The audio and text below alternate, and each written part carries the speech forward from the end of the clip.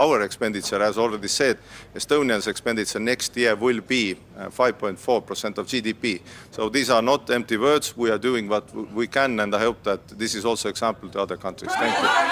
Yeah. Do you want to get Donald Trump to commit to Article 5 unequivocally? Absolutely, but I would say that for me Article 5 is absolutely working, and I would say that every time also the states needs our allies and our assistance, we will be there. Thank you. Are you worried about the state? Is 2035 not too late?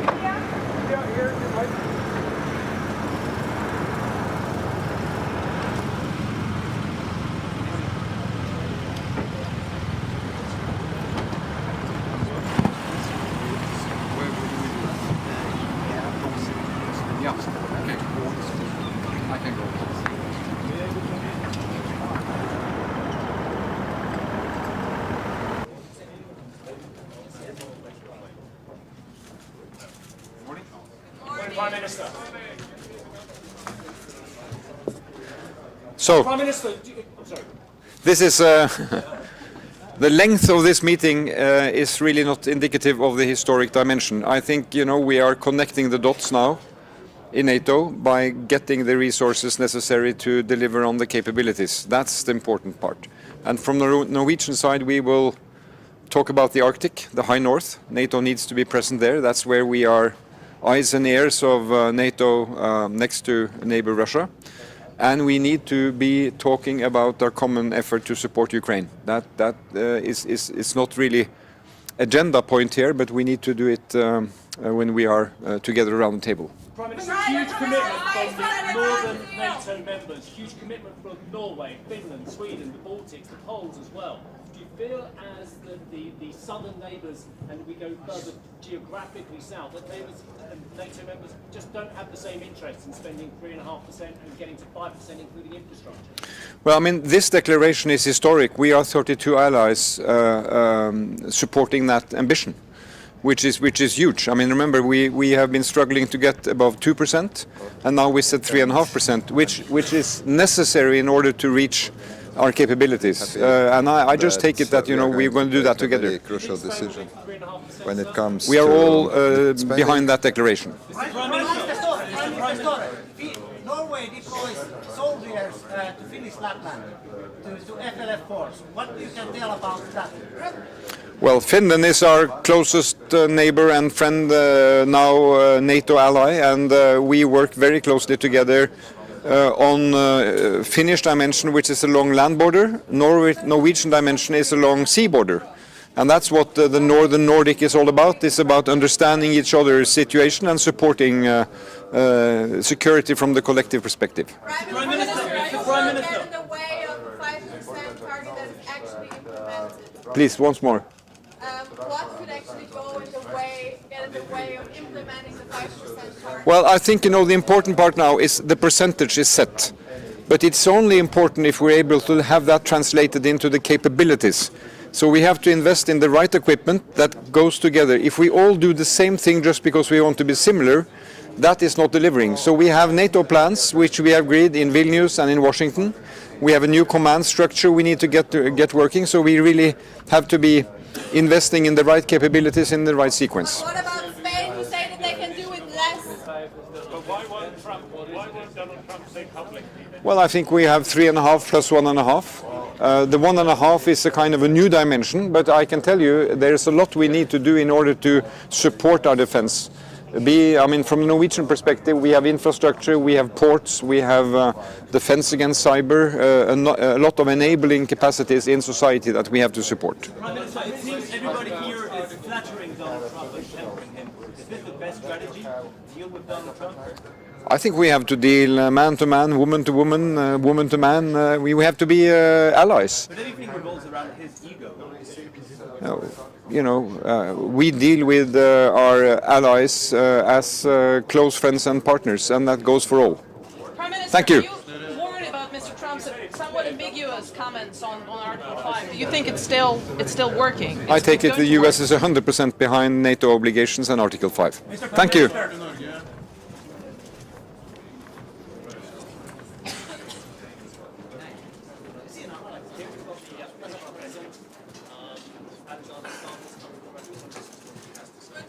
Good morning, everyone. Let me just begin by saying that I'm very happy to be here at my second NATO summit. I feel that Finland's been a NATO member only for a couple of years, but we are quite seasoned. We're a security provider, not a security consumer. I think this summit will be historic for three reasons.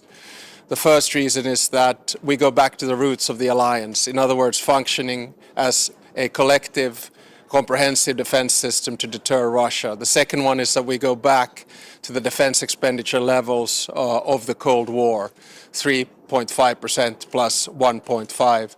And the third reason is that I think we're witnessing the birth of a new NATO, which means a more balanced NATO and a NATO which has more European responsibility. So in that sense, I'm really looking forward to the conversations that we have. Mr. President, you joined NATO after decades, centuries of neutrality in order to face down the Russian threat because you believe there was an Article 5 assurance. Do you have concerns that Article 5 remains the same as when you joined and what you thought it meant? I do not have any concerns about that. And for us, defense is based on two very simple pillars. One is a strong, independent defense that we've been working on over decades because of the Russian threat. And the second one is NATO's Article 5, of which we are, of course, a strong part because after the war in Ukraine, NATO has doubled its border with Russia through Finland. So we have responsibility and we have full trust in Article 5. Wait, one at a time. We'll go like this and that. Yeah. How many times will you have to play golf with Donald Trump until he stops relativizing Article 5? I don't think President Trump is relativizing Article 5, and golf is a good way to discuss business. Does President Trump see Putin as the biggest threat to the NATO alliance? If we look at today's declaration of 5 points, it is quite clear that the number one threat to Europe and the alliance is Russia. We are not building up our defense expenditure because we are worried about any other European states. Finnish media. Speaking of the age of restlessness during the last 3 years that we're living through, do you believe that in your during your presidency, your lifetime, you're actually going to be able to relax and enjoy peace again? No, I think we're witnessing a change in the world order. It's very similar to the moment that we witnessed after World War I, World War II, and the Cold War. And of course, after World War I, we got it wrong.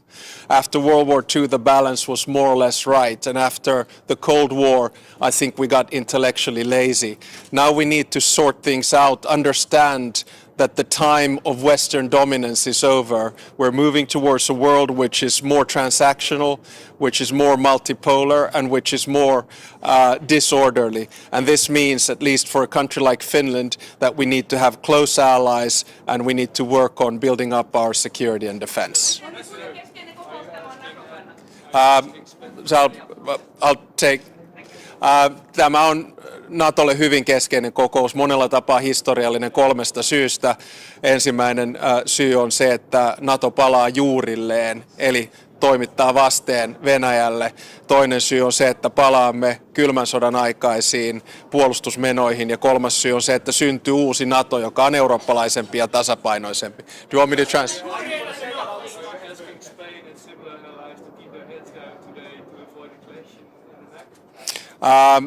I don't think we're going to see a clash. I mean, I've seen the order of dialogue coming up, and I'm very confident that we'll get through this. Remember, this is a big win, I think, for both President Trump, and I think it's also a big win for Europe. But I'm actually taking his space. Thank you very much.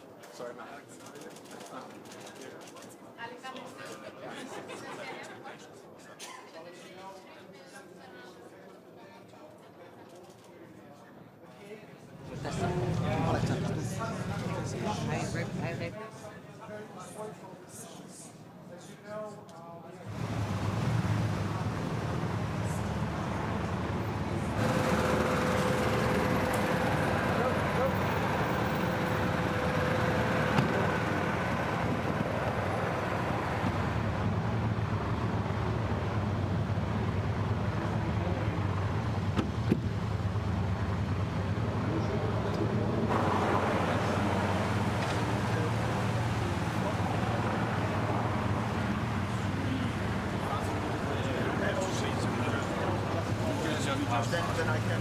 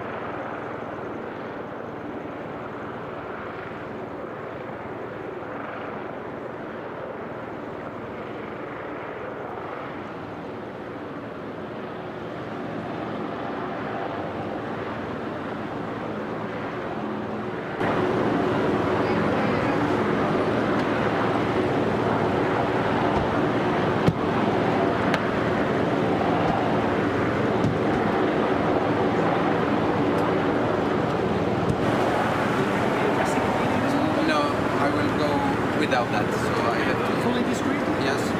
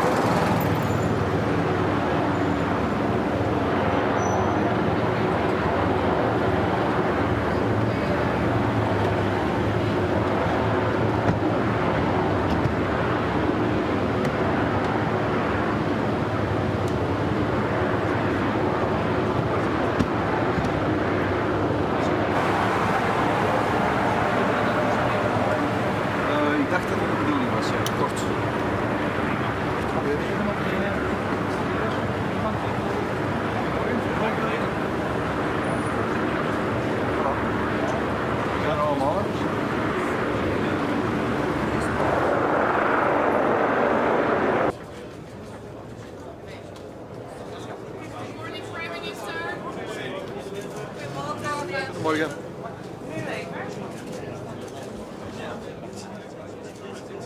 What are you expecting from today's declaration on the 5%? Will there be more opt-outs also from Belgium, from the Spanish model? I would like to underline that there are no opt-outs whatsoever. Everybody accepts the same text. It's a matter of interpretation. You have to do the 5% and the capabilities, and the interpretation of Spain is that they can realize the capabilities without doing 3.5% of the GDP. Well, this remains to be seen. If this is their interpretation, it is everybody's interpretation. What is Belgium going to do? 5%. What is Belgium going to do to reach their capabilities? Are European leaders fiddling the figures? We're not fiddling the figures. I think 3.5% in 10 years' time is a realistic objective. It won't be easy to get there, but it is what NATO has decided as necessary to be ready for the threat that comes from Russia on one side, and the other side there's also the burden shift, the reality that the United States is focusing on the Indo-Pacific theater, and that we as Europeans should take care of ourselves. How far should we go to accommodate Donald Trump, who makes no secret of his disdain of Europeans? How far should we go to accommodate? I don't think it is wise to comment on that, but it is a reality that we face. So as Europeans, we should realize that our long break from history is over, and that we have to take our own responsibility for the security of our own continent in a very difficult time. Sorry? Well, there's the capability targets that we have to achieve, and if you can do it for less than 3.5% on the strict defense spending, that would be great. If we can do it, we will try to do it as well, but NATO is not foolish. If they say it's going to be 3.5 to get it done, it's probably true, but we have the evaluation in 2029 that is also decided. We'll see how the world looks like in 5 years' time. Not all at the same time. There can be no discussion on Article 5, I believe. It is crucial that Article 5 is not subject to interpretation. Ja, wij hebben niet gedaan wat we moesten doen. We zijn lang een beetje een freeloader geweest binnen de NAVO. Er zijn nog andere landen die de 2% niet hebben gerealiseerd. Daarom was het voor mij belangrijk naar hier te komen met de 2% gerealiseerd. En ook een strategische visie om dat ook daadwerkelijk vorm te geven. En wij hebben ook al een plan om boven de 2% uit te stijgen in de komende jaren. Wij hebben op dit moment nog geen planning voor de 3,5%, maar we hebben wel afgesproken na deze NAVO-top om daar terug over samen te zitten. We hebben 10 jaar tijd, we hebben een vrij budgetair traject en we hebben uiteraard de mogelijkheid om, als we onze capaciteiten kunnen realiseren voor minder, van het ook voor minder te doen. Meneer De Wever. Wel, dat is een vraag die vele regeringsleiders zich op dit moment stellen. Wij hebben tijdens de Koude Oorlog altijd dit soort cijfers gerealiseerd, maar we zijn dat al tientallen jaren niet meer gewoon. Dus dat betekent dat wij zeer moeilijke beslissingen moeten nemen. We hebben wel een timeframe gekregen om dat ook effectief te doen. En ik hoop dat ons dat zal lukken. Wel, er is voorzien in die 1,5% dat daar natuurlijk alle mogelijke weerbaarheidsuitgaven ook in rekening kunnen worden genomen, ook voor infrastructuur. Dat is natuurlijk een heel breed palet en ik denk, en het is ook mogelijk dat ook andere entiteiten, niet alleen de lidstaten, maar ook de deelstaten eraan kunnen bijdragen, inderdaad. Meneer De Wever. Goed.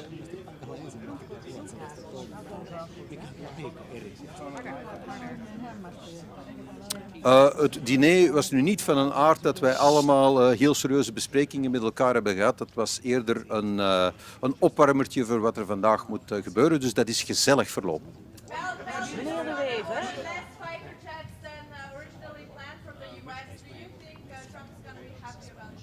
You have a loud voice, which is very handy if you're talking all at the same time. The fighter jets haven't been decided yet. We know that in the capabilities that Belgium is obligated to achieve, there is aerial defense, and we will achieve that capability. We just haven't decided yet on how we're going to do it, but certainly on the if we're going to do it, there's a decision.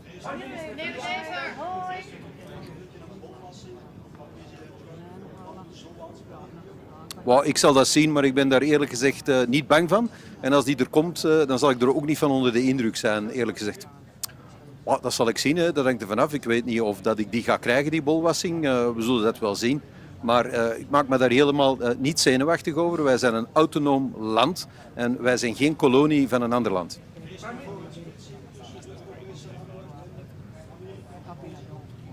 Ik denk dat eenheid uitstralen voor deze top heel belangrijk is. En dus ik denk dat we allemaal op onze woorden moeten letten. Want wij staan onder dreiging van opkomende machten. Enerzijds Indo-Pacific, maar anderzijds ook het imperialisme van Rusland, het gewapend imperialisme. Het is dus niet het moment om vechtend over de straat te rollen. Dus ik denk dat we op onze lip moeten bijten. Maar we moeten ons als Europeanen de komende 10 jaar wel realiseren dat we onze eigen strategische autonomie moeten uitbouwen en dat we dus capabilities moeten realiseren die we vandaag nog niet hebben.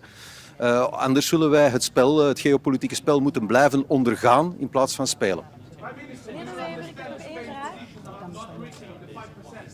Well, I understand, of course, the budgetary problems that my Spanish colleague has, because I have exactly the same problems. We're almost in the same situation. So if he says that he can achieve the capability targets of Spain spending less money, that's an interpretation that he has. Mark Rutte has confirmed that this interpretation is correct. And if he can do so, that would be great. And of course, if he can do so, others can do so as well. And we will certainly also try to achieve our capability targets. And if possible, spend less than 3.5% of our GDP.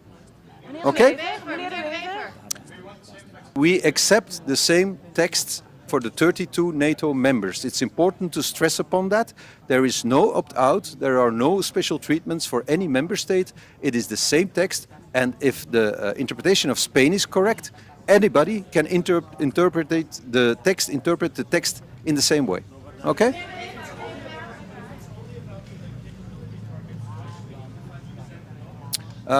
Because, of course, the strategists of NATO have calculated the amount of money needed with the prices of today to achieve the capability targets, and that should be around 3.5% of GDP of all the NATO member states to actually get it done. And I guess these people are not foolish, they know what they talk about, so probably they're right.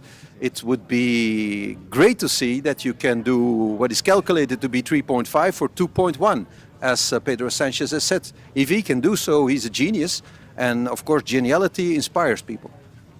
Okay?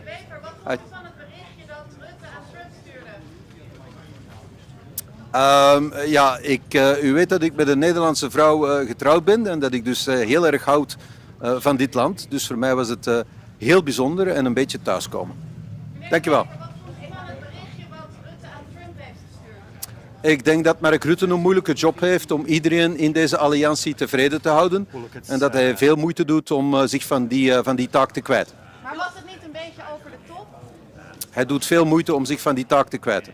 Meneer De Wever, uw eigen parlement noemde de NAVO-verhoging compleet crazy. Hoe staat u er nu in? Ja, 5% van ons bbp uitgeven aan defensie, dat is nu niet direct iets waar je vrolijk van wordt. Maar als dat noodzakelijk is, dan zullen wij zien wat we kunnen doen. We hebben een langere tijdsperiode gekregen, flexibiliteit in het parcours en evaluatie in 29. Dat is wat we vroegen en dat is wat we gekregen hebben. Wie runt vandaag de show eigenlijk? Is dat Mark Rutte of is dat Trump? Hoe zegt u? Wie runt vandaag de show? Wie is hier eigenlijk de baas? Mark Rutte is de secretaris-generaal van de NAVO. Hij runt de show. De grootste lidstaat en de grootste spender in defensie, dat is uiteraard de Verenigde Staten. Daar zijn we ons van bewust. En als wij als Europeanen meer gelijke tred willen houden, dan zullen we meer moeten uitgeven. Niet om plezier te doen aan meneer Trump, maar om op gelijke hoogte te komen en ons eigen continent te kunnen verdedigen. Dank je wel, Ed.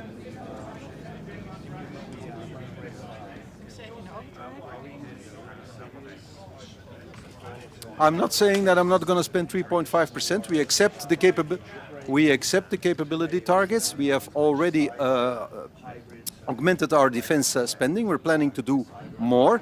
We have a period of 10 years and we will see what happens. We have an evaluation in 2029. We will see how the world looks like. But we want to be a NATO member that is loyal to its obligations. I think I already answered that question in Dutch. Okay, so we'll wrap it up. Thank you.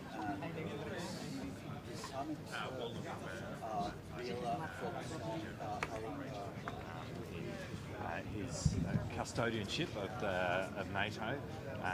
He had big shoes to fill, but I think he's doing a really good job in what is his first year. Thank you.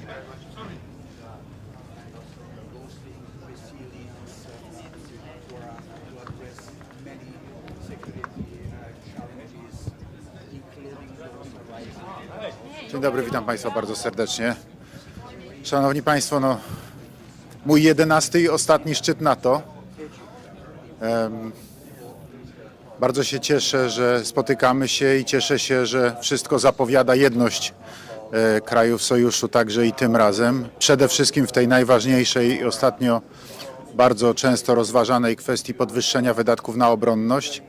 Także mam nadzieję, że podejmiemy tutaj razem decyzję w tej sprawie, jak również i w innych kwestiach, które są dla nas bardzo ważne, jeżeli chodzi o budowanie przede wszystkim bezpieczeństwa wschodniej flanki NATO. Z naszego polskiego punktu widzenia to jest fundamentalnie ważna sprawa. Mówię tutaj o wypełnieniu planów obronnych, którego przyspieszenie jest konieczne. Mówię także o organizacji brygadowych grup bojowych, które także są decyzją jednego ze szczytów NATO, które były wcześniej. Natomiast dzisiaj rzeczywiście najważniejsza jest sprawa wydatków na obronność. To po pierwsze, tak jak mówię, mam nadzieję, że będziemy mieli jedność. Wszystko zapowiada, że tak. Natomiast druga kwestia dla nas bardzo ważna w Polsce to przedłużenie rurociągów prowadzących paliwo, strategicznych rurociągów NATO prowadzących paliwo, które dzisiaj kończą się w Europie Zachodniej. Przedłużenie ich na wschodnią flankę NATO, bo to jest w tej chwili bardzo istotne do tego, żeby rzeczywiście zapewnić obronę. Oczywiście będziemy dyskutowali też o innych kwestiach, będziemy dyskutowali też o rozwoju przemysłów obronnych, co jak Państwo wiecie doskonale jest w tej chwili niezbędne. To pokazała zresztą też i rosyjska agresja na Ukrainę, skala w jakiej potrzebne jest uzbrojenie, a przede wszystkim amunicja. Więc to będą te wszystkie tematy, które dzisiaj będziemy omawiali. No oczywiście na pewno będzie poruszona też kwestia dalszej pomocy dla Ukrainy. No i problem konfliktu bliskowschodniego też pewnie będzie poruszany na tym szczycie, chociaż wcześniej, jak wiadomo, nie był przewidywany w harmonogramie prac, no ale to jest sprawa względnie nowa.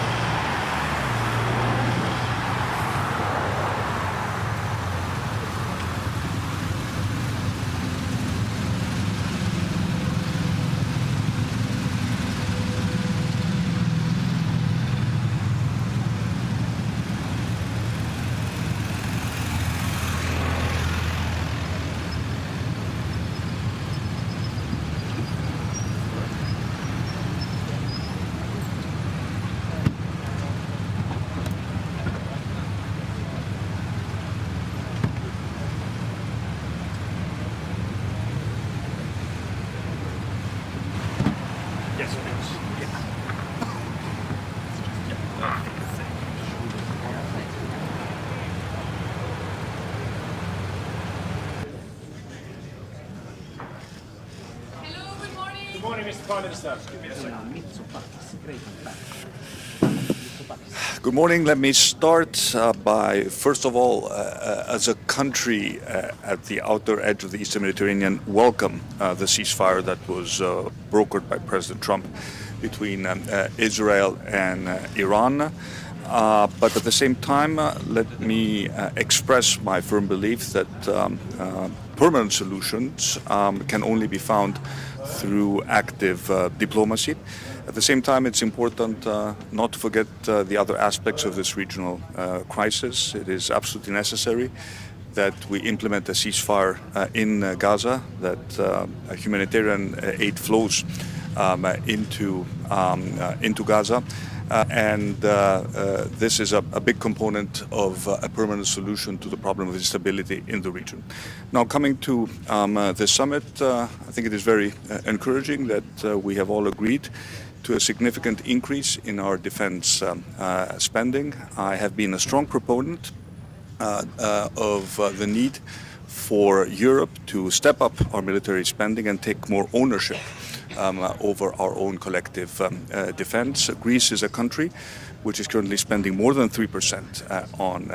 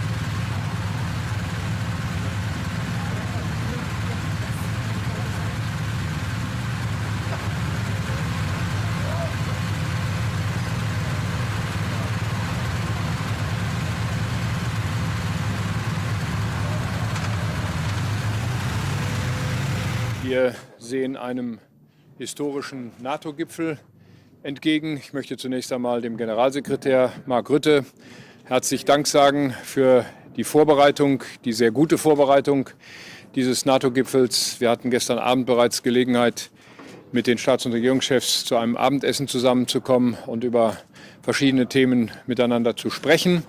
Ich gehe davon aus, dass wir heute eine gemeinsame Entscheidung treffen, die NATO in Zukunft mit wesentlich besseren Mitteln auszustatten. Wir werden einen Beschluss fassen, dass die NATO in Zukunft 3,5% und 1,5% zusätzlich für die Infrastruktur zur Verfügung stellt für unsere Streitkräfte. Dies alles wird in großer Übereinstimmung stattfinden, weil wir übereinstimmend feststellen, dass sich die Bedrohungslage geändert hat. Und die Bedrohung heißt insbesondere Russland. Russland bedroht nicht nur die Ukraine, Russland bedroht den gesamten Frieden, die gesamte politische Ordnung unseres Kontinents. Und deswegen will ich herzlich Dank sagen, dass wir in dieser großen Solidarität in der NATO heute zusammenkommen. Ich will ausdrücklich sagen, die Entscheidungen, die wir treffen, treffen wir nicht, um irgendjemandem einen Gefallen zu tun, sondern wir treffen diese Entscheidungen aus eigener Erkenntnis, aus eigener Überzeugung, dass die NATO insgesamt, und dies betrifft vor allem den europäischen Teil der NATO, in den nächsten Jahren mehr tun muss, um die eigene Verteidigungsfähigkeit zu sichern. Und deswegen gehe ich mit großer Zuversicht heute in diese Beratungen und freue mich darauf, die Kolleginnen und Kollegen in der NATO zu treffen. Herzlichen Dank.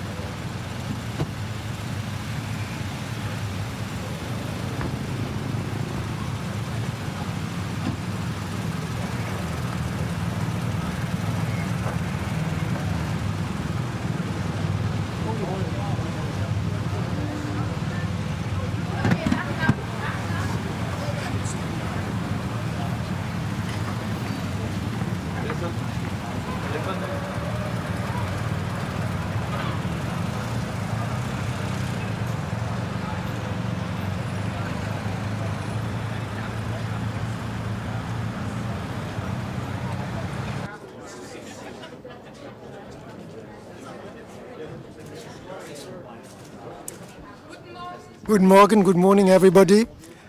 You know, NATO was founded some 75 years ago to defend international law, human rights, the rule of law, and I think this is more important than ever today at a time where we are living in, where we are seeing fundamental geopolitical changes. And in this context, it is quite impressive to see this unity among the 32 members of NATO. I think Europe needs to be a strong pillar of NATO, and that is why, independent of percentages, it is important that we strengthen our military capacities, but moreover, our general security. That goes cyber security, our competence to manage space, satellites, and indeed my country, Luxembourg, has some know-how in that area. So we need to put everything together so that tomorrow NATO will be a strong defense alliance, make sure that we can protect the way of life of our citizens, and to do that together with the United States is of course an asset, because there are many around us who do not like the way of life we have. So I'm happy to be here and to support this common effort for more security. How truly committed is Donald Trump to NATO, you think? The fact that the President of the United States is here today is a strong commitment, I think, to NATO. But he keeps threatening to pull out from his NATO obligations. I'm here to listen to the President of the United States and to all of the other colleagues. Being together is already something important that we witness here today.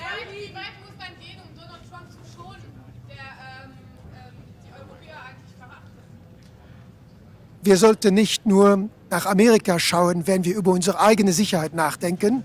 Rund um Europa gibt es vieles, was nicht in Ordnung ist zurzeit. Wir haben Russland, wir haben den Nahen Osten, wir haben Ambitionen von China und wir müssen selbst in Europa für unsere Sicherheit sorgen. Natürlich ist, was in Amerika geschieht, wichtig für die Allianz, aber selbst ohne diese unterschiedlichen Positionen haben wir die Sorge, dass wir die Lebensweise, die Lebensart der Europäer, Rechtsstaat, Freiheit, Frieden, die müssen wir absichern, und darum geht es bei diesem NATO-Gipfel. Belgien und Spanien scheinen eine eigene Auslegung vom 5%-Ziel zu haben. Wie viel Flexibilität braucht man? Der Weg zu diesen Ausgaben, den muss jeder Staat selbst beschließen, und ich glaube, das, was NATO-Generalsekretär Rutte Spanien geschrieben hat, gilt natürlich für alle. Das heißt, jeder muss souverän, eigenständig seinen Weg zu diesen militärischen Kapazitäten und allgemein zur Sicherheit festlegen. Wir haben 10 Jahre, um das zu tun, und ich glaube, da muss jeder seinen Weg finden, auch angesichts seiner geografischen Lage und seiner Geschichte. Vielen Dank.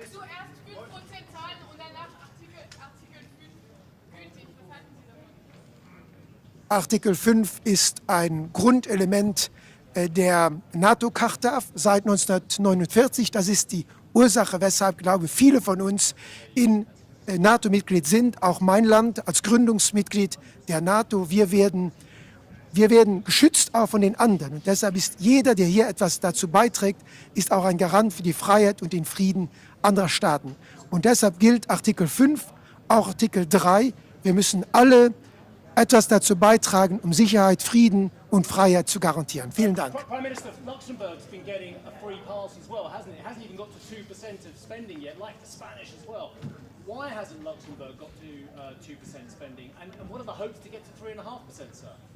My government has decided to, like some others, to spend 2% by the end of this year.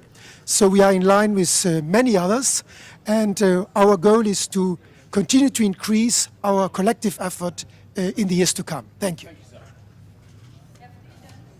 you worried about Donald Trump's kind of predictable interpretation of Article 5? Is it no longer valid for the USA? So, I would like to say that after the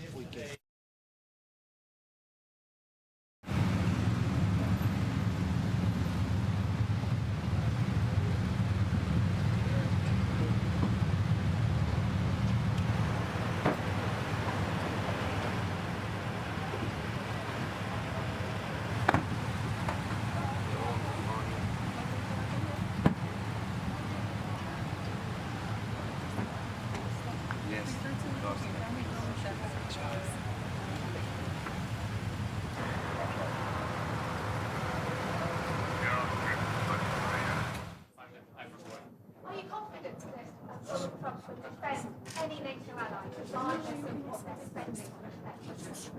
I am confident, but I'm afraid that the Russia might have stood, so we have to get ready and spend 5% of spending on Russia. So, thank you very much. Goodbye. Bye. Have a nice day.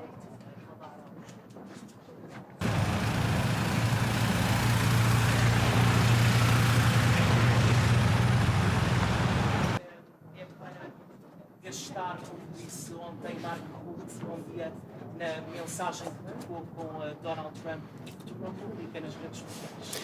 Bom, muito bom dia. Eu queria destacar no início desta cimeira 3 aspectos que me parecem determinantes num momento que é um momento particularmente relevante da nossa aliança. Em primeiro lugar, a nova ambição que sairá deste nosso encontro no que toca ao investimento na área da segurança e defesa, com vista a termos uma aliança atlântica com maior capacidade de dissuasão e de defesa do seu espaço territorial. Para esse efeito, todos teremos de fazer um esforço e este é um marco significativo da assunção de uma corresponsabilidade, de, nomeadamente na Europa, podermos acompanhar um nível de investimento compatível com os grandes desafios para enfrentarmos as ameaças e assegurarmos aos cidadãos europeus e também aos portugueses o cumprir da nossa democracia, dos direitos fundamentais dos cidadãos, da possibilidade de continuarmos a ser uma nação soberana, com os nossos aliados a constituírem connosco um espaço de dissuasão de qualquer ameaça à nossa integralidade e ao nosso espaço. Para esse efeito, teremos de investir mais na área da defesa e a segunda nota é reiterar mais uma vez que, da parte do governo português, nós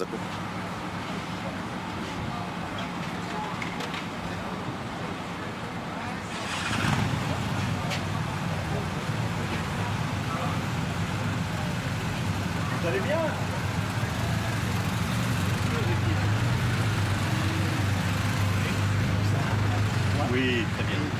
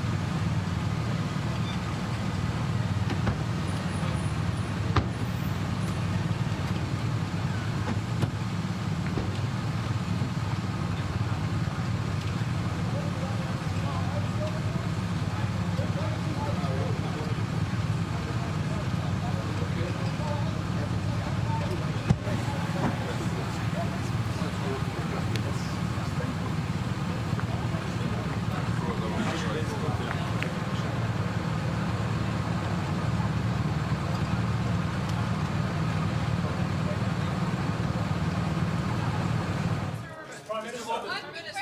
Good morning, how are you? How are you, sir? Good to see you. Mr. Prime Minister. You are the Hungarians over there, okay. Mr. Prime Minister. Yeah. Are we moving to 5% from Hungary's point of view?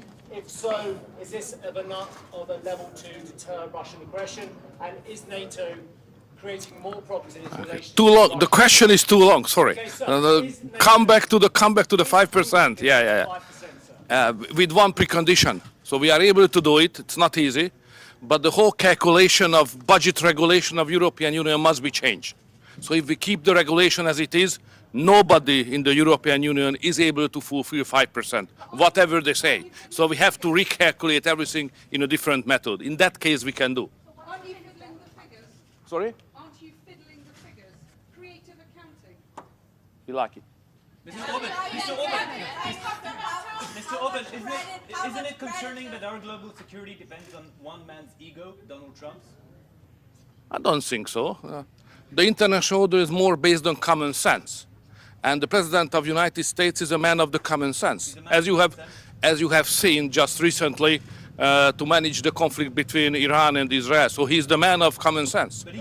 Which means that the new wars getting shorter and the old wars are running out of the fuel, which is the consequence of his activity. Sorry. He's putting the biggest threat to Europe. He's putting the biggest threat to Europe. Biggest threat to Europe? Losing the competitiveness. That's the real threat, not the real threat is not security-wise, it's economic and losing our competitiveness on the global trade. That's our problem. Do you think that Russia will be mentioned? Donald Trump's leadership towards NATO. Sorry? What do you think of Donald Trump's leadership? Welcome back. Do you think he deserves as much credit as Rutte gave him in his private text messages yesterday? Styles are different in many countries. Mr. Prime Minister, do you expect Russia to be mentioned? Sorry. Do you expect that Russia will be mentioned as a threat or an adversary in a final stated after this summit? It's always mentioned like that. Do you support it? I think Russia is not strong enough to represent a real threat to us. We are far stronger.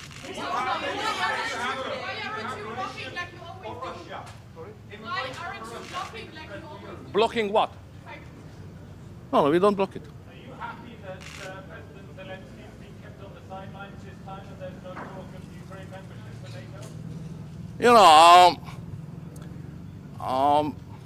NATO has no business in Ukraine. Ukraine is not member of NATO, neither Russia. And my job is to keep it as it is. Thank you very much.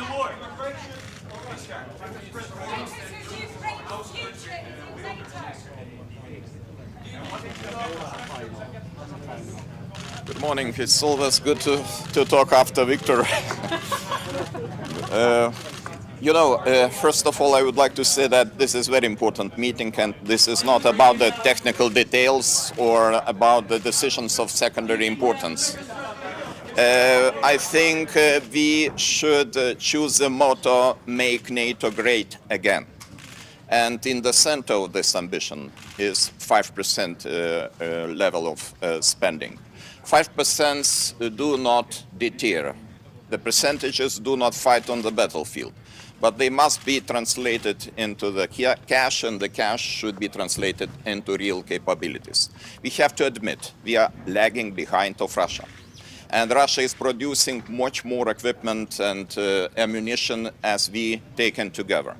So for Baltic countries, for the Lithuania I represent, it's pretty clear that we even don't need the transitional periods. We are ready to do our job right now, 4% this year, and next year we intend to spend 5.25% of our GDP, keeping that level of spending until 2030. I would like to extend my gratitude to President Donald Trump, because without his engagement, I can imagine that we would discuss probably the level of 2.5% with no clear outcome and positive outcome. Probably those discussions will lead to nothing. So sometimes the external pressure of our biggest ally is very useful in order to get the point, to understand the, heat of the moment and to do our job.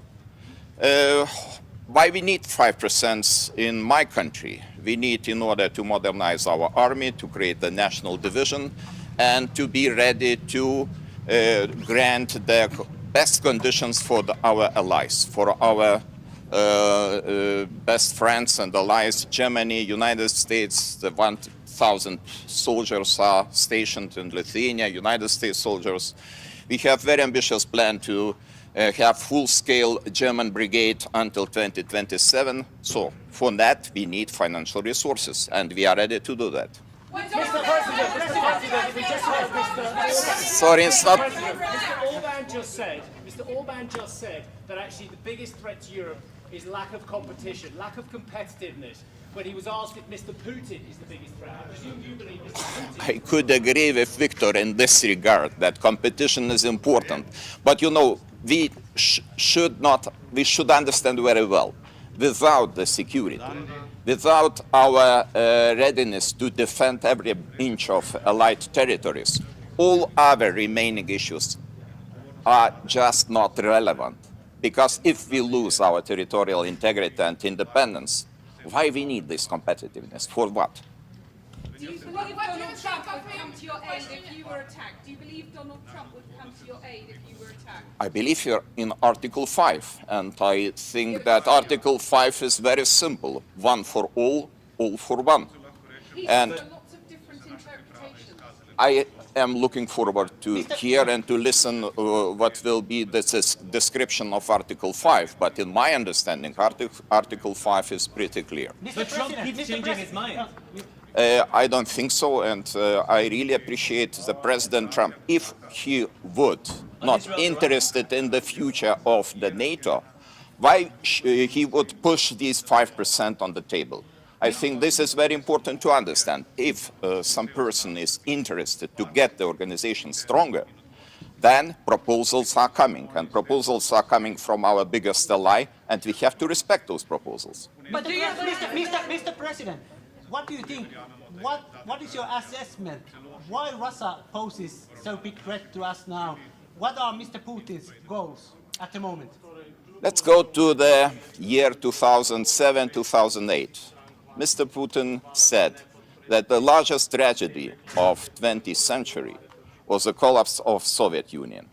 And if you listen what he's saying carefully, you will explain all the activities we faced in the recent decade, starting from Crimea, going to the war in Ukraine, and of course these threats. These threats are around us. And of course we should talk not only about Ukraine, Middle East, incidents in the Baltic Sea, almost everyday incidents, attacks against the critical infrastructure. This is our reality. This is our business as usual. And this is because of Russian activities. And of course, close ally Belarus.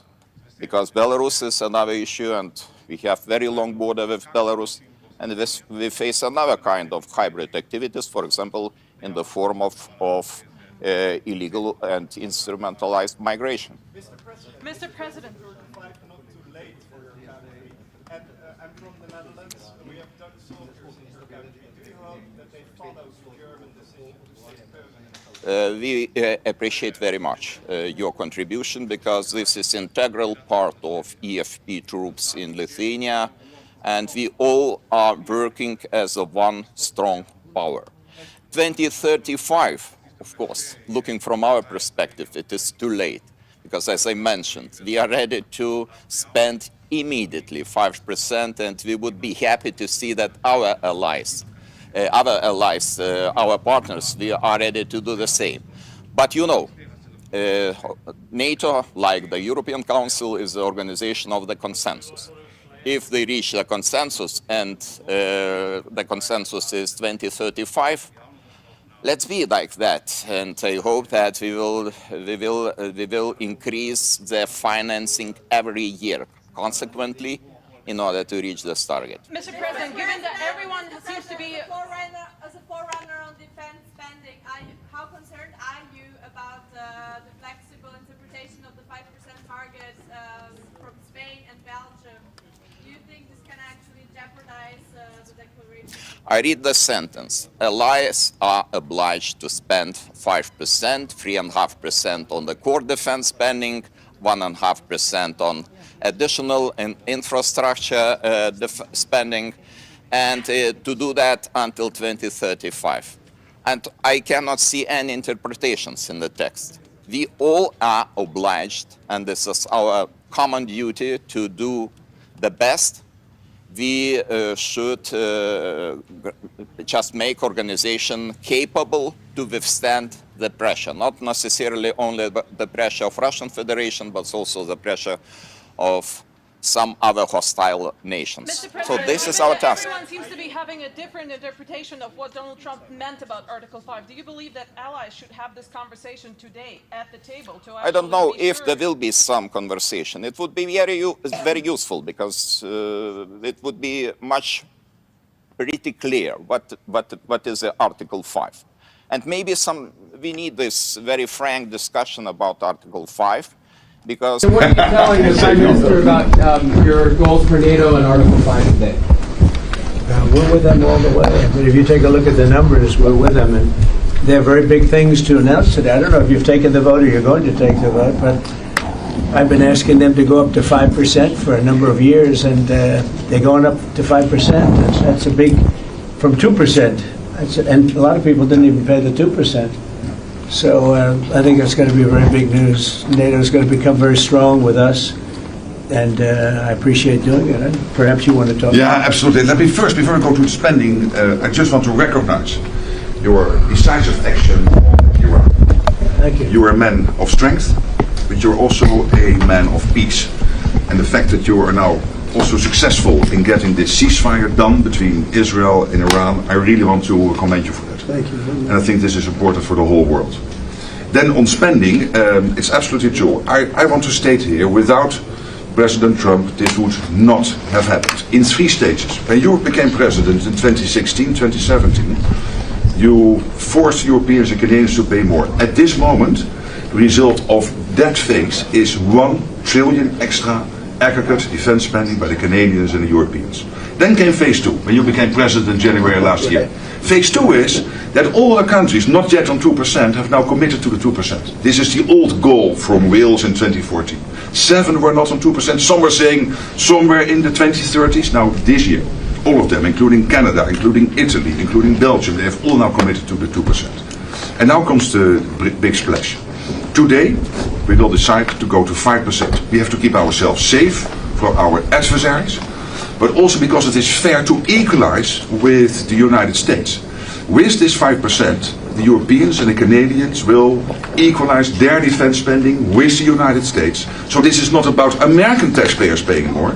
This is about Europeans, Canadians paying more. And again, this would not have happened. I'm really saying this here. And some people might criticize me, but then when I speak with them, they all say, yes, you're right.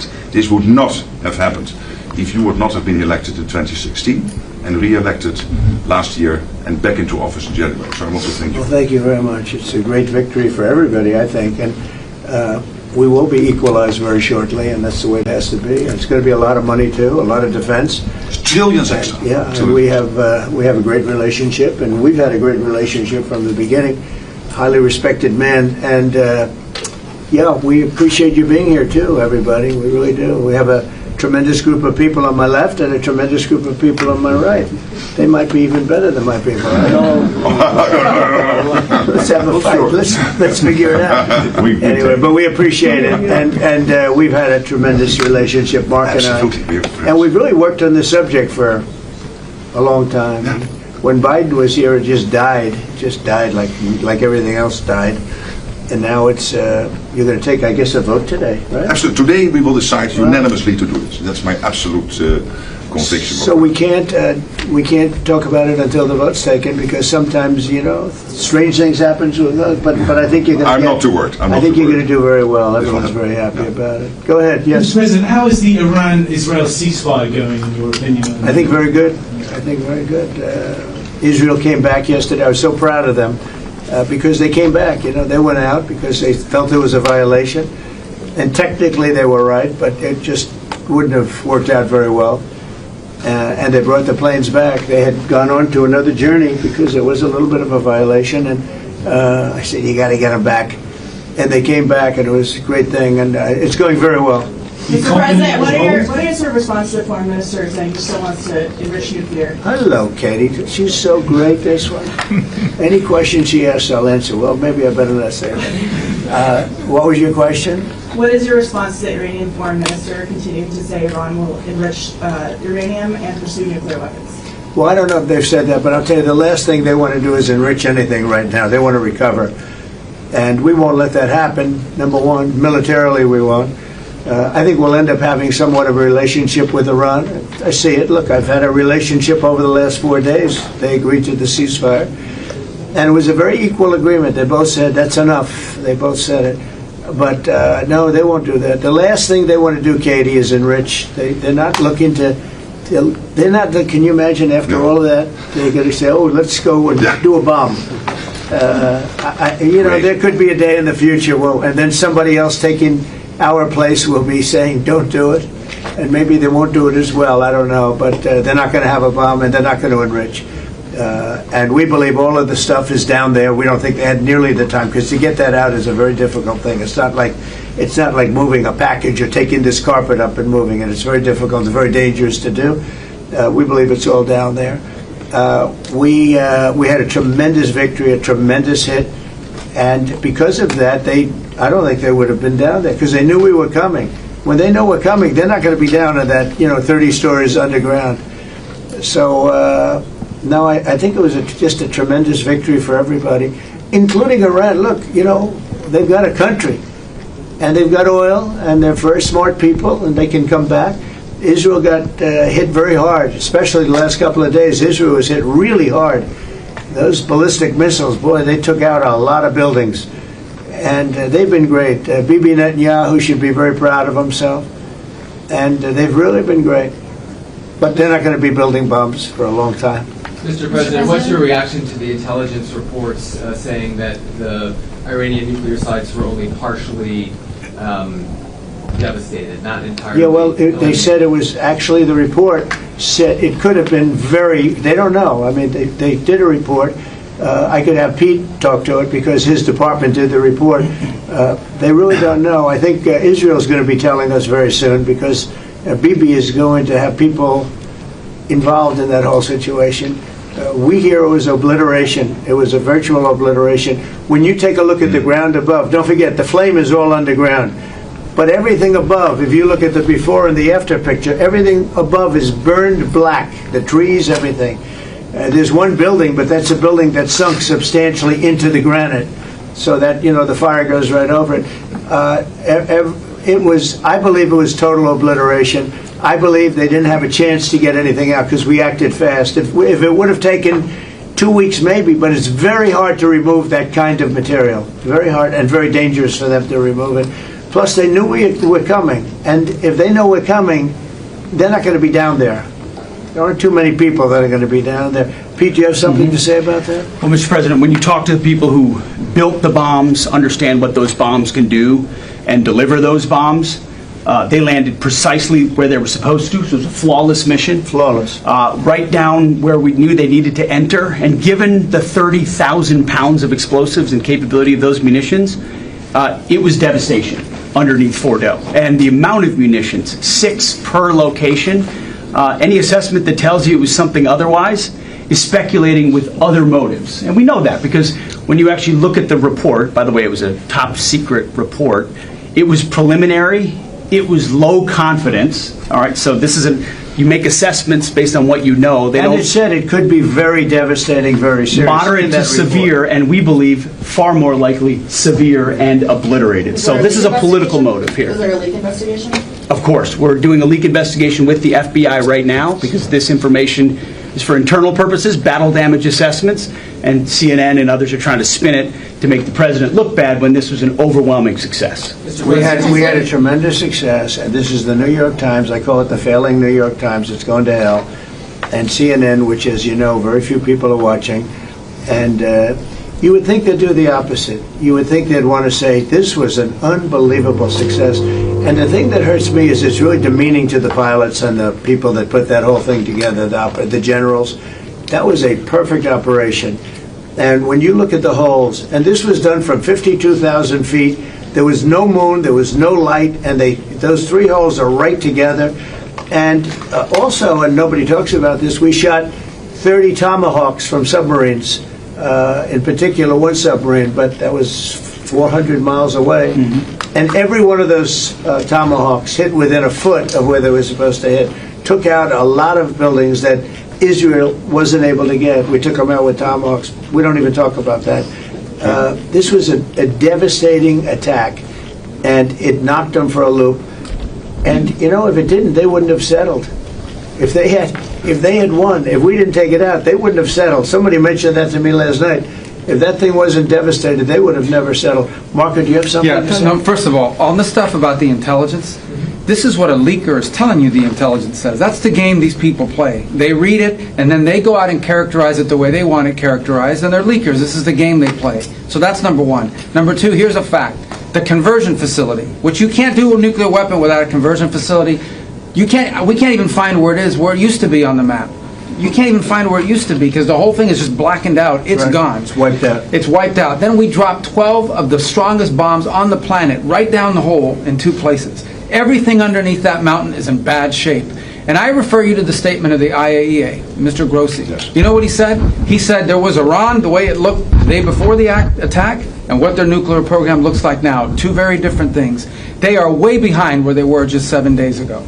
Now, anything in the world can be rebuilt, but now we know where it is. And if they try to rebuild it, we'll have options there as well. But all this leaker stuff, these leakers are professional stabbers. That's what they are. They go out and they read this stuff, and then they tell you what it says against the law, but they characterize it for you in a way that's absolutely false. There's no way Iran comes to the table if somehow nothing had happened. This was complete and total obliteration. They're in bad shape. They are way behind today compared to where they were just 7 days ago because of what the president did. Marco, can I just alert you to one other aspect? So the great thing is you took out the nuclear capability of Iran.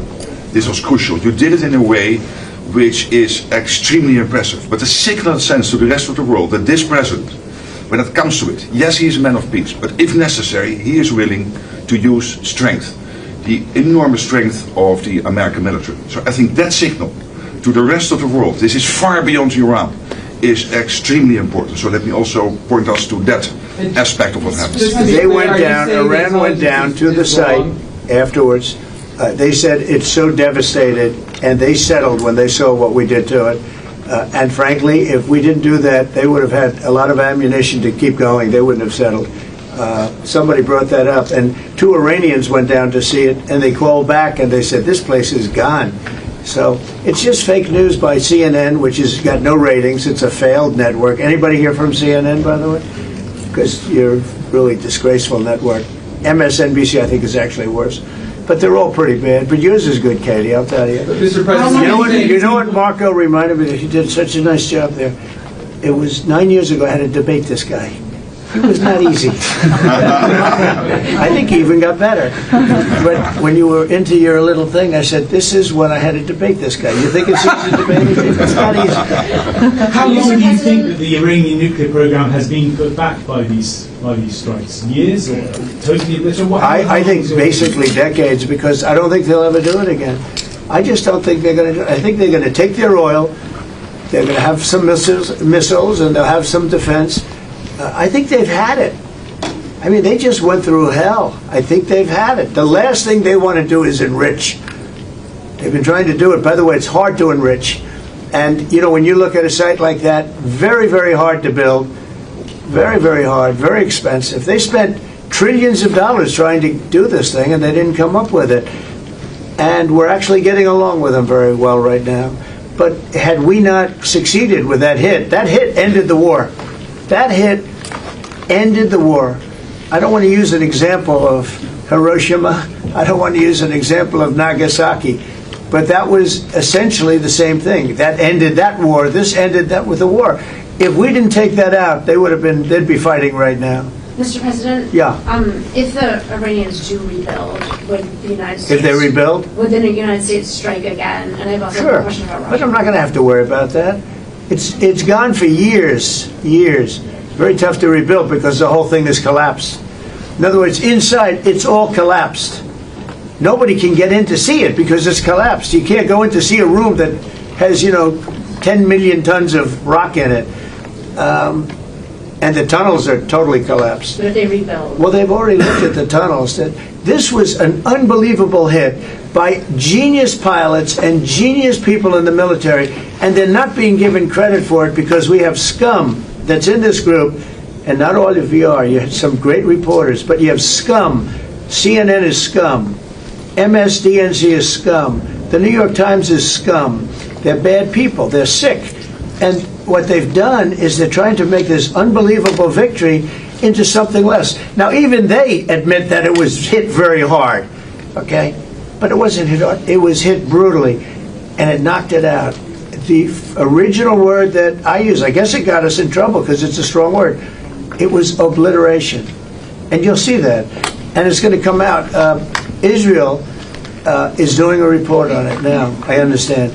And I was told that they said it was total obliteration. They have guys that go in there after the hit, and they say it was total obliteration. And I don't want it for me. I want it for the pilots. I want it for the military. They did such a good job. If you were in the Situation Room with me, with the generals and all of the people that did such a good job, and then they get demeaned by these idiots at CNN who can't get ratings, the place is dying, nobody wants to even waste their time going on their shows. So they form with the New York Times, who's dying also. Without Trump, you wouldn't have a New York Times. And then just changing gears to your meeting with Zelensky later today, can you give us any preview of what the two of you might be discussing? No, well, we'll discuss the obvious. We'll discuss his difficulty. He's got a little difficulty. Zelensky, he's a nice guy. I mean, I'm going to meet him today. I don't know. I assume we're going to be discussing Ukraine. Yes. And it seems like the most likely subject. Is there any restart talks there or anything that you might do? Well, we're going to see. I mean, I've spoken to Putin a lot, and he actually was very nice. He volunteered help on, as you know, on Iran. I said, no, I don't need help on Iran. I need help on Russia. Okay? I said, do me a favor. Help us on Russia, not on Iran. But he was very nice. We're going to talk about that. We're going to talk. I think progress is being made. I think great progress is being made on Gaza. I think because of this attack that we made, I think we're going to have some very good news. I was talking to Steve Witkoff, who, by the way, is terrific, and who knows more about this subject than anybody, the subject of what we were just talking about. He was on last night with Jesse and with Laura and with Sean. And boy, Susie, he has a great take on it. He just explains it so easily. He's really very knowledgeable. But he did tell me that Gaza is very close. Mr. President, one follow-up on Iran. Both you and Secretary Rubio and Hexet mentioned the leak.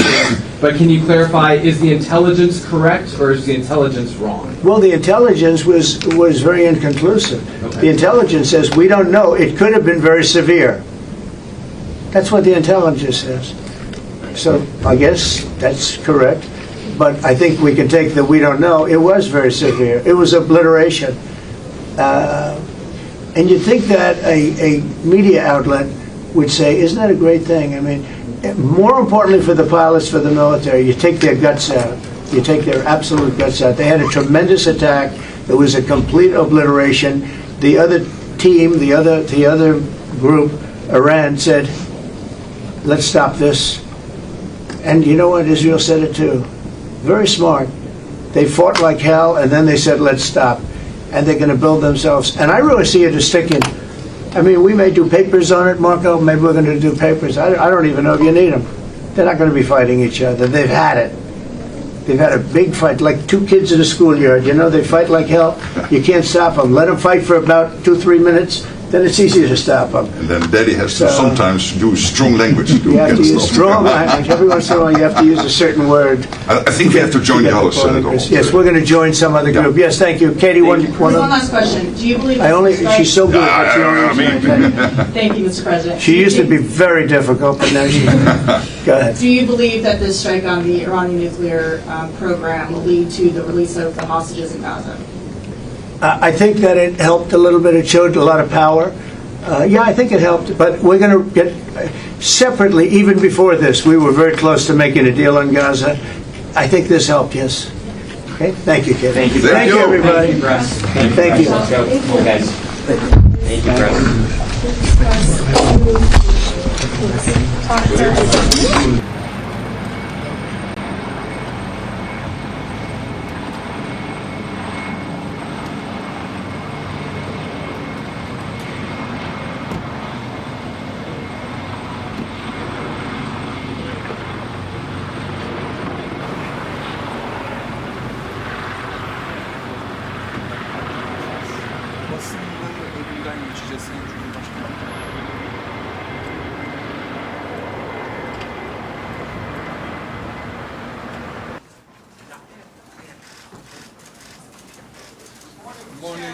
Mr. President.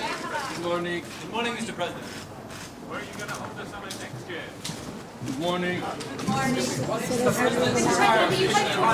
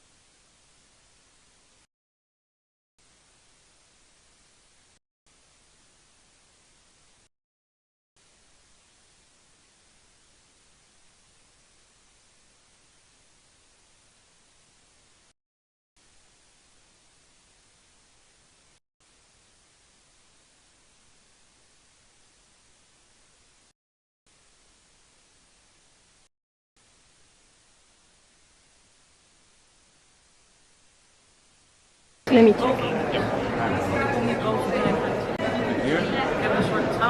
I think if you come, yeah, if you come close to me,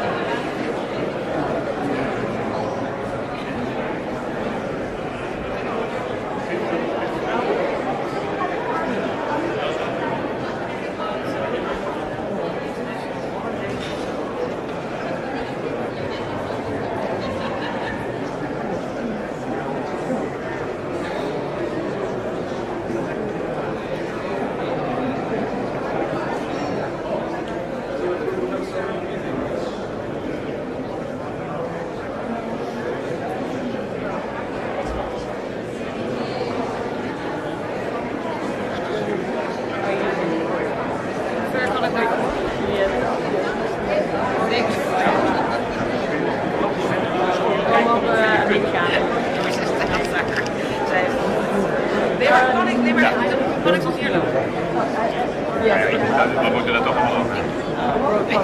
Wat maar? Ik ga niet lopen. Niet boven het randje, wat zit er nou?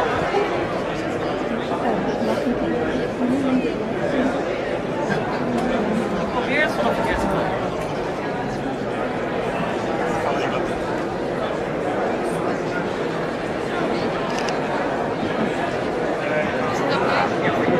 Zou het nemen? Ik heb het liefst niet. Het is meer voor een totaal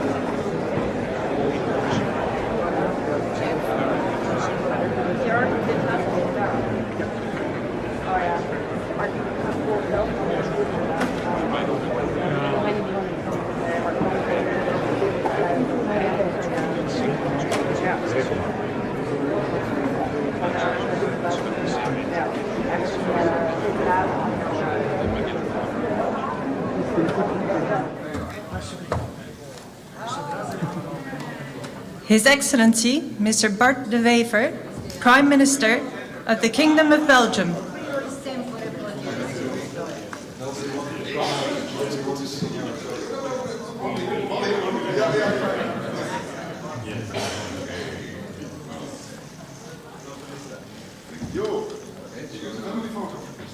His Excellency, Mr. Rosen Yeliaskov, Prime Minister of the Republic of Bulgaria.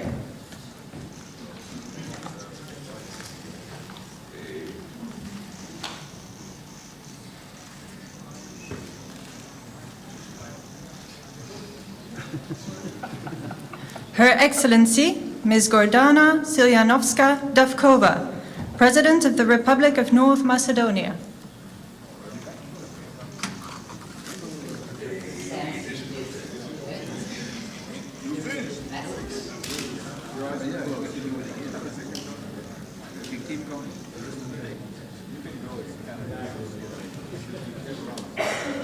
Her Excellency, Ms. Kristrún Frostadóttir, Prime Minister of the Republic of Iceland.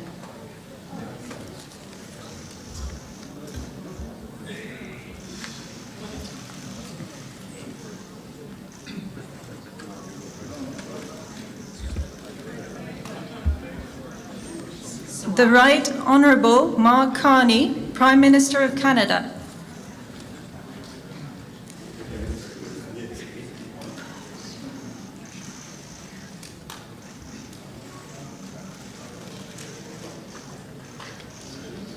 His Excellency Mr. Kristen Michal, Prime Minister of the Republic of Estonia.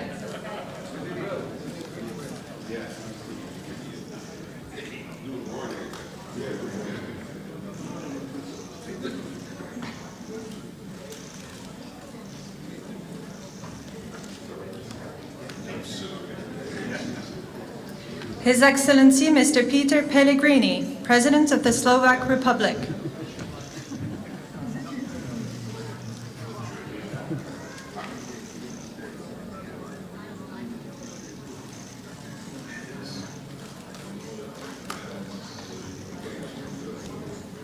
His Excellency Mr. Pedro Sanchez, President of the Government of the Kingdom of Spain.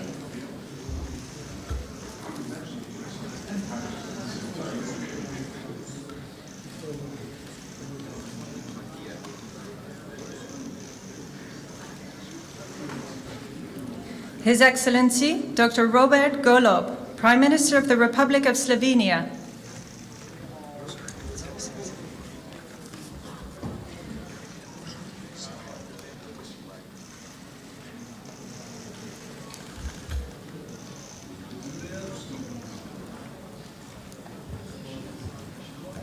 His Excellency Mr. Jonas Gahr Støre, Prime Minister of the Kingdom of Norway.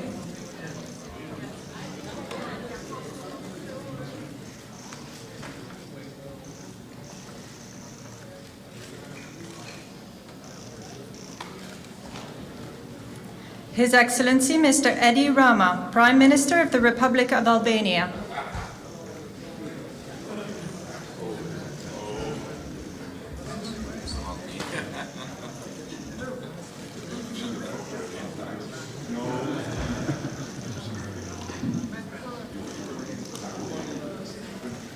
His Excellency Mr. Gitanas Nausėda, President of the Republic of Lithuania.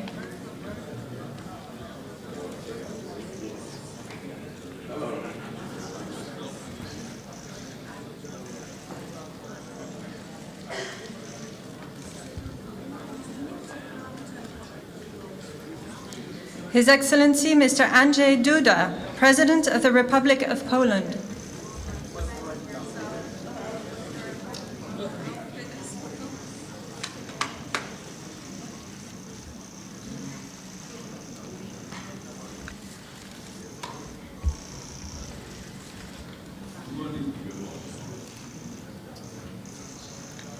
His Excellency Mr. Recep Tayyip Erdogan, President of the Republic of Turkey.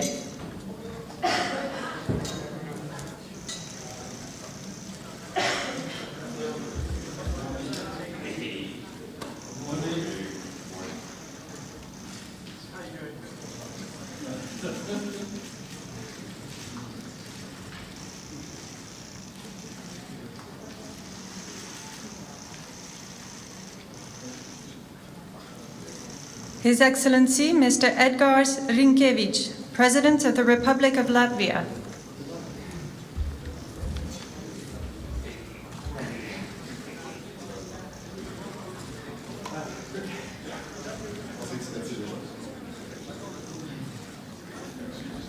Son Excellence Monsieur Luc Frieden, Premier ministre du Grand-Duché de Luxembourg.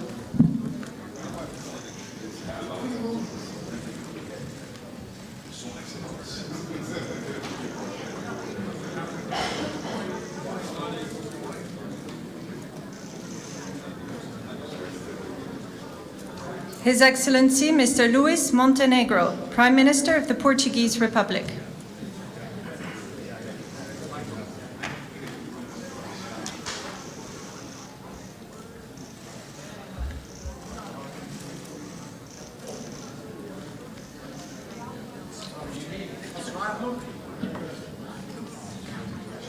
His Excellency Mr. Ulf Kristersson, Prime Minister of the Kingdom of Sweden.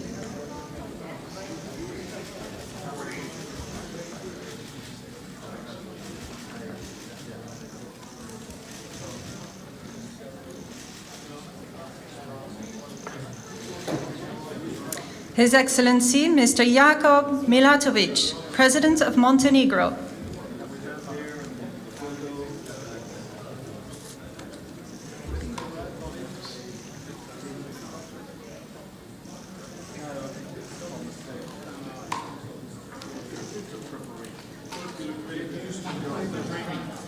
His Excellency Mr. Petr Pavel, President of the Czech Republic.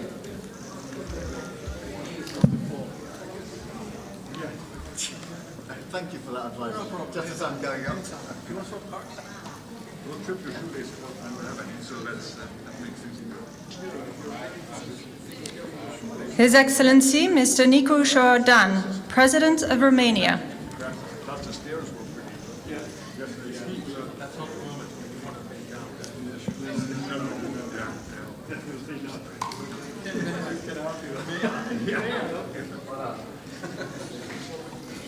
The Right Honourable Keir Starmer, Prime Minister of the United Kingdom of Great Britain and Northern Ireland.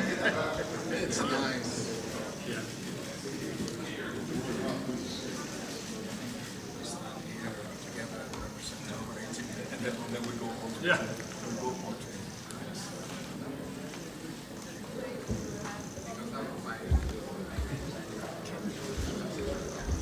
His Excellency Mr. Kyriakos Mitsotakis, Prime Minister of the Hellenic Republic.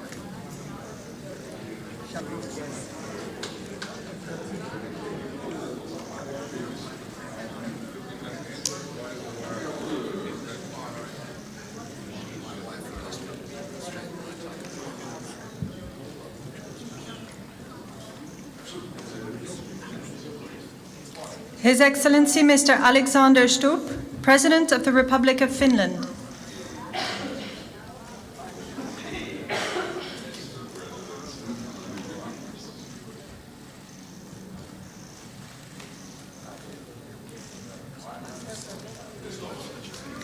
His Excellency Mr. Friedrich Merz, Chancellor of the Federal Republic of Germany.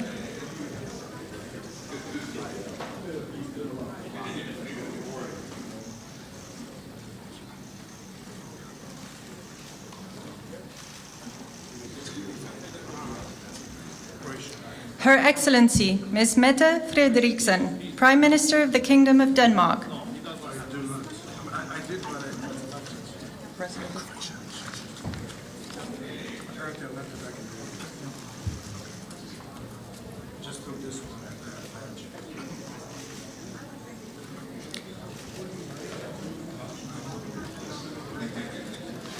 His Excellency Mr. Zoran Milanovic, President of Croatia.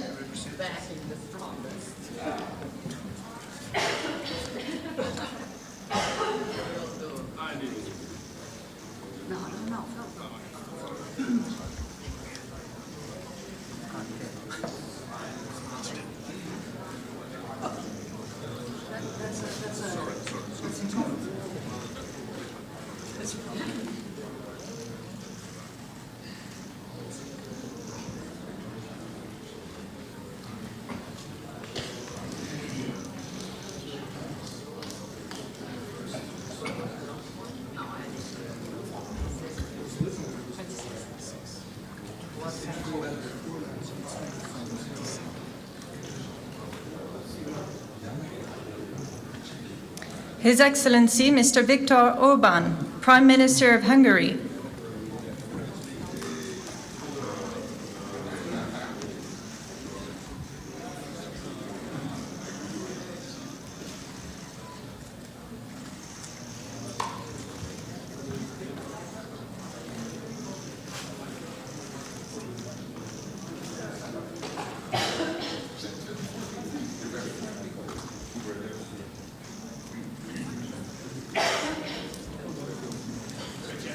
Her Excellency Ms. Giorgia Meloni, President of the Council of Ministers of the Italian Republic.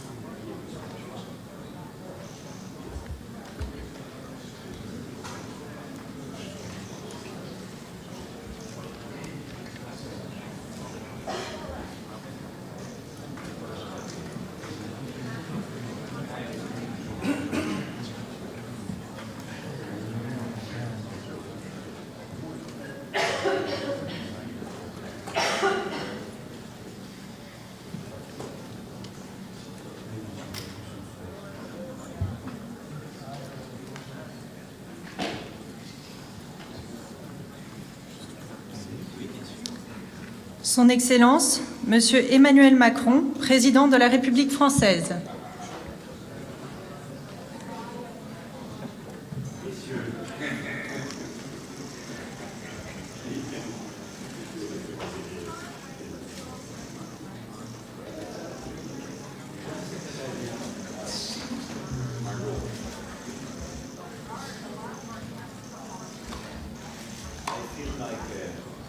Prime Minister.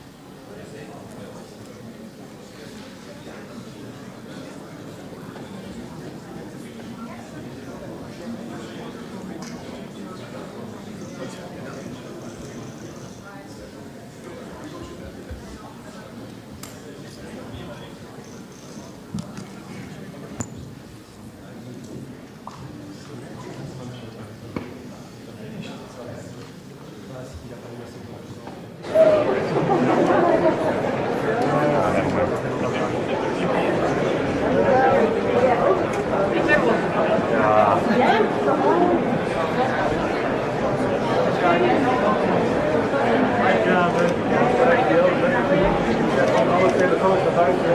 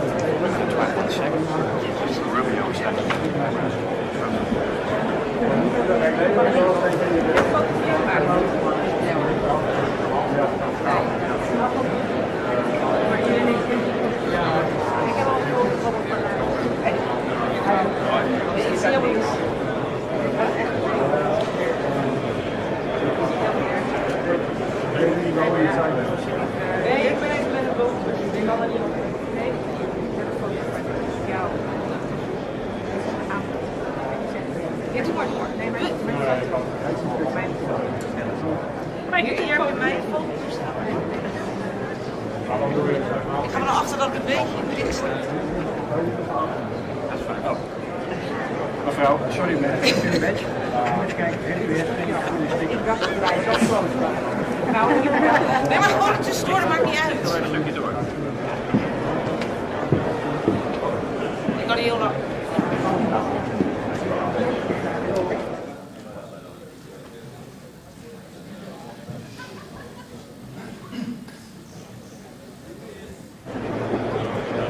Ligt er zo bij? Ja, dat is helemaal licht. Oh, dat kan.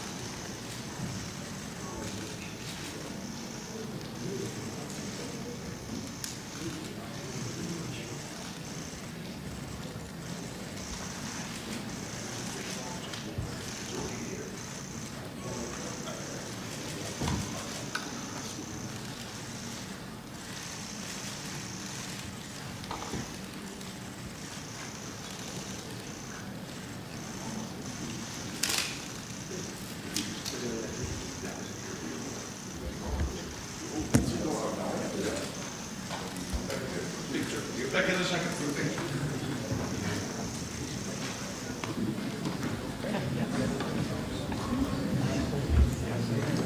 Ja, dat is niet dat we gestaan. Dat hou ik.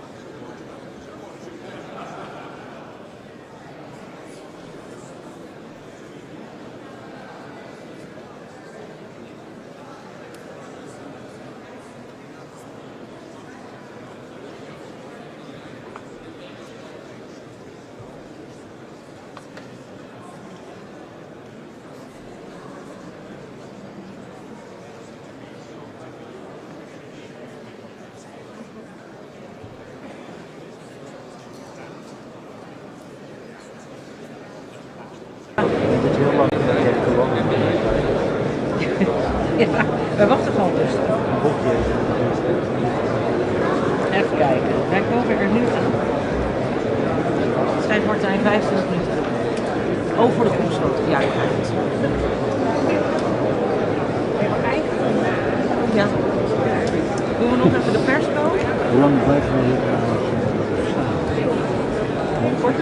Ja, nou, we staan lang genoeg. Hè, maar we zien natuurlijk in principe op het moment dat het zit, dan zie je het. Oh, dat ja, dan moet het wel. Ja, dan. We hebben nog even een paar weken. Ja, want daar zit ik ook te wachten. Iedereen zit. En dan kan ik een overzichtje maken en even er doorheen. Dat denk ik toch? Ja, fijn hè?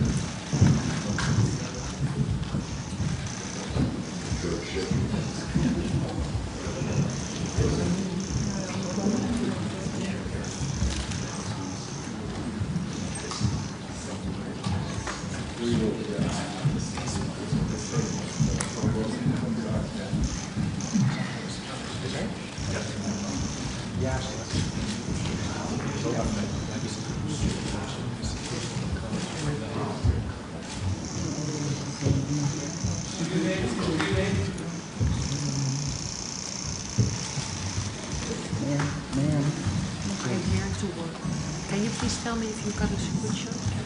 Can you see it?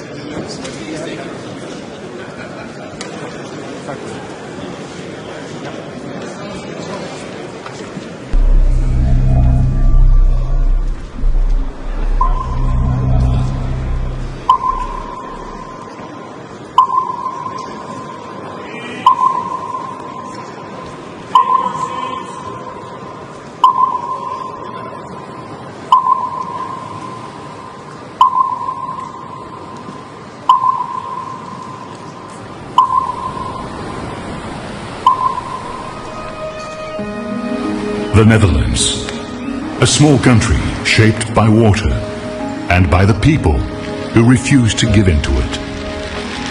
For centuries, the Dutch have battled water as generations stood together. In 1949, we stood at the cradle of NATO, bound by the belief that peace is protected through unity and strength. Since then, NATO has shielded us, sparing 3 Dutch generations the horrors of war. As the Dutch unite against the sea, NATO allies unite to share the burden of defense and security. Witness the horrors of war. As the Dutch unite against the sea, NATO allies unite to share the burden of defense and security. With deeper commitments and collaboration, we stand even stronger.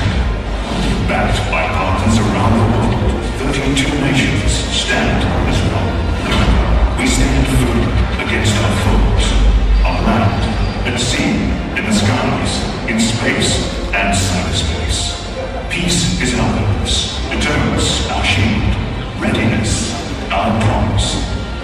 NATO is not just about nations, it's about people, leaders, soldiers, citizens, each playing their part to protect the life we built for ourselves and...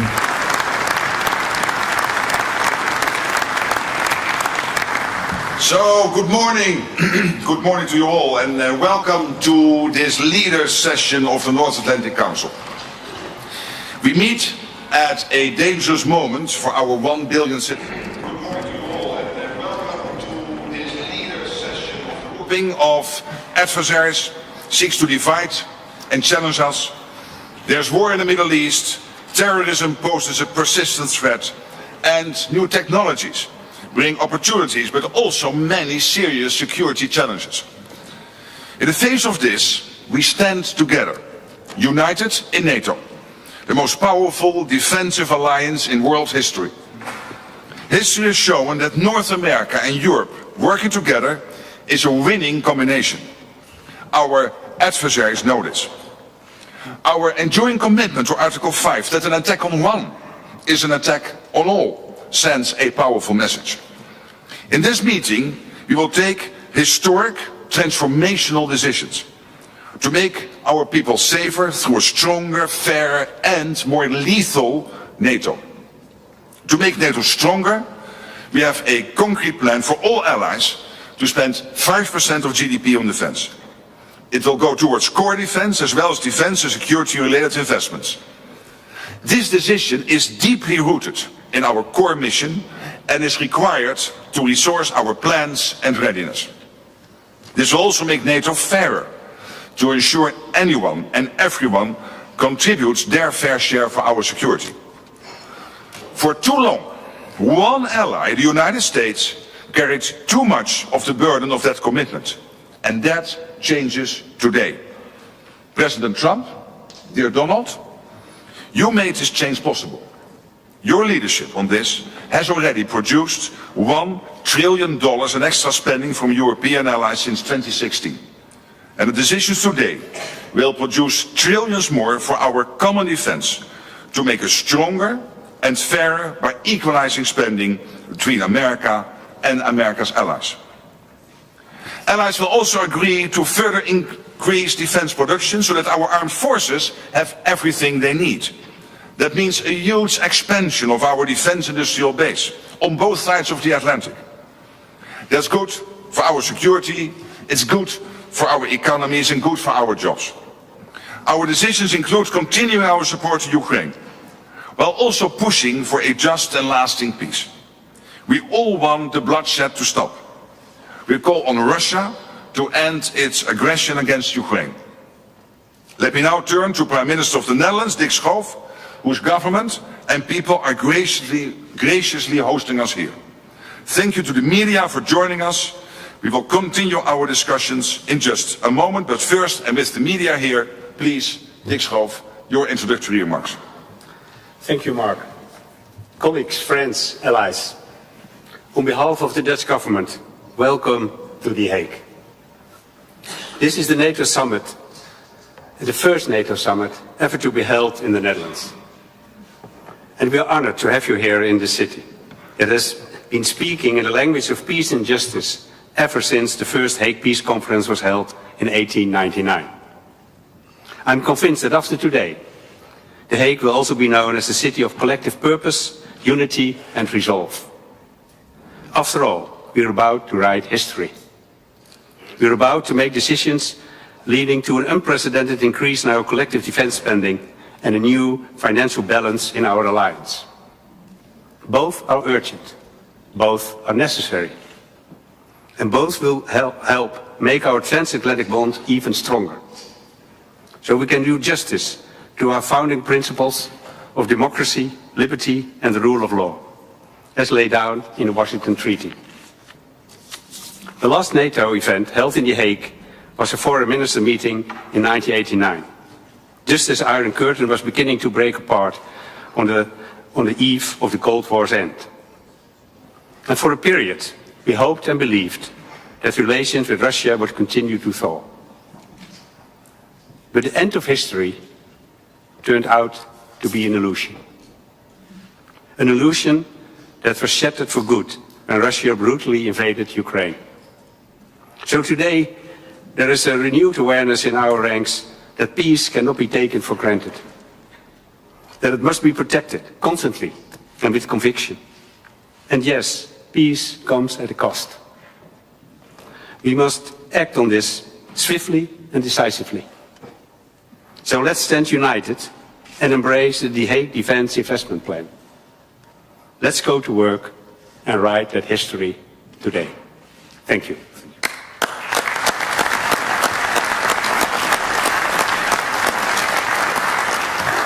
So thank you for the media for joining us, but in the spirit of democracy, I have to ask you to leave the room now. Thank you.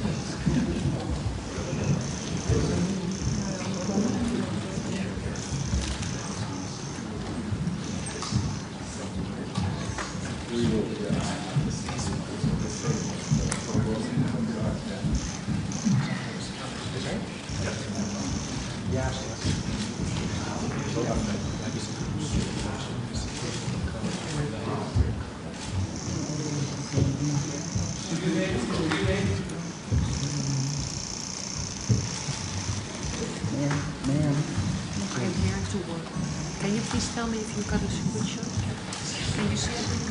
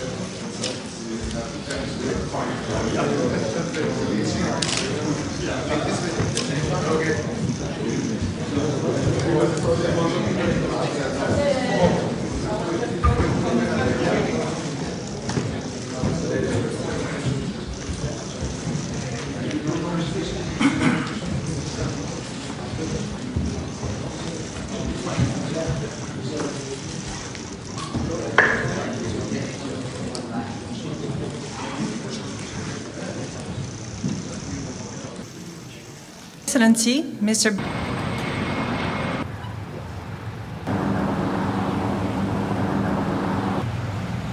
Up their defense to reinvigorate the Bundeswehr. Why can't the Spanish? I don't know, but I think they will. But do you think...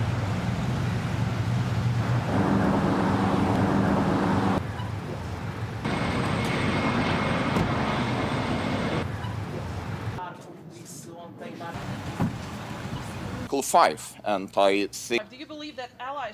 Very hard and very dangerous. What was your question? Moment, the result of that phase is 1 trillion extra aggregate defense spending by the Canadians and the Europeans. Then came phase 2, when you became president in January last year. Phase 2 is that all the countries not yet on 2% have now committed to the 2%. This is the old goal from Wales in 2014. 7 were not on 2%, some were saying somewhere in the 2030s. Now this year, all of them, including Canada, including Italy, including Belgium, they have all now committed to the 2%. And now comes the big splash. Today, we will decide to go to 5%. We have to keep ourselves safe for our adversaries, but also because it is fair to equalize with the United States. With this 5%, the Europeans and the Canadians will equalize their defense spending with the United States. So this is not about American taxpayers paying more, this is about Europeans, Canadians paying more. And again, this would not have happened, I'm really saying this here, and some people might criticize me, but then when I speak with them, they all say, yes, you're right, this would not have happened if you would not have been elected in 2016 and re-elected last year and back into office in January. So I want to thank you. Well, thank you very much. It's a great victory for everybody, I think, and we will be equalized very shortly, and that's the way it has to be. And it's going to be a lot of money too, a lot of defense. It's trillions extra. Yeah, and we have a great relationship, and we've had a great relationship from the beginning. Highly respected man, and yeah, we appreciate you being here too, everybody. We really do. We have a tremendous group of people on my left and a tremendous group of people on my right. They might be even better than my people. I don't know. Let's have a fight. Let's figure it out. Anyway, but we appreciate it, and we've had a tremendous relationship, Mark and I. And we've really worked on this subject for a long time. Yeah. When Biden was here, it just died like everything else died. And now it's, you're going to take, I guess, a vote today, right? Absolutely. Today we will decide unanimously to do this. That's my absolute conviction. So we can't talk about it until the vote's taken, because sometimes, you know, strange things happen to us, but I think you're going to I'm not too worried. I think you're going to do very well. Everyone's very happy about it. Go ahead, yes. Mr. President, how is the Iran-Israel ceasefire going, in your opinion? I think very good. I think very good. Israel came back yesterday. I was so proud of them because they came back. You know, they went out because they felt there was a violation, and technically they were right, but it just wouldn't have worked out very well. And they brought the planes back. They had gone on to another journey because there was a little bit of a violation, and I said, you got to get them back. And they came back, and it was a great thing, and it's going very well. Mr. President, what are your sort of response to the Foreign Minister saying he still wants to enrich nuclear? Hello, Katie. She's so great, this one. Any question she asks, I'll answer. Well, maybe I better not say that. What was your question? What is your response to the Iranian Foreign Minister continuing to say Iran will enrich uranium and pursue nuclear weapons? Well, I don't know if they've said that, but I'll tell you, the last thing they want to do is enrich anything right now. They want to recover. And we won't let that happen, number one. Militarily, we won't. I think we'll end up having somewhat of a relationship with Iran. I see it. Look, I've had a relationship over the last 4 days. They agreed to the ceasefire. And it was a very equal agreement. They both said, that's enough. They both said it. But no, they won't do that. The last thing they want to do, Katie, is enrich. They're not looking to... They're not... Can you imagine after all of that, they're going to say, oh, let's go and do a bomb. You know, there could be a day in the future, and then somebody else taking our place will be saying, don't do it. And maybe they won't do it as well, I don't know. But they're not going to have a bomb, and they're not going to enrich. And we believe all of the stuff is down there. We don't think they had nearly the time, because to get that out is a very difficult thing. It's not like moving a package or taking this carpet up and moving it. It's very difficult. It's very dangerous to do. We believe it's all down there. We had a tremendous victory, a tremendous hit, and because of that, I don't think they would have been down there, because they knew we were coming. When they know we're coming, they're not going to be down to that, 30 stories underground. So no, I think it was just a tremendous victory for everybody, including Iran. Look, they've got a country, and they've got oil, and they're very smart people.